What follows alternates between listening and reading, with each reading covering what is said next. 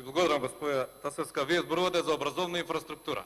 Ако јас почнам сега да ги набројувам проектите на ВМРО ДПМН во делот на образовната инфраструктура, ќе ни требаат сигурно уште 2 седмици за да можам да ги набројам сите. Не е тоа на Зборувате за ИКТ опрема во образованието. Па компјутер за секое дете. Зарем има поголем проект од тој во историјата на македонското образование од проектот компјутер за секое дете. Дали ги даде очекуваните резултати, тоа е друга работа и друга тема, за тоа ги дискутираме. Имаме аргументи и за тоа, и за едното и за другото.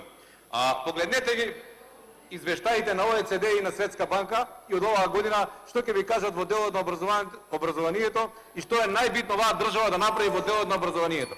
Тоа е мотивирање на наставници, тоа е точно, професионален развој на наставниците и трето, што е во исти ранг со овие две, тоа е да се врати делот на надворешно оценување на учениците и да се види објективноста на оценките, односно дали, се извинувам, само да довршам мислата, дали оценките добиени од наставниците се веродостојни со знаењата и вештините што ги добиваат учениците. Погледнете ги, тие се веродостојни, а не да се поништуваат договори од Биро за развој на образование за професионално совршување на наставници. Зошто? Затоа што фирмата што требала да ги земе, а нивните учесници учествувале во шарена револуција, не го земал тендерот. Мислам, срамот.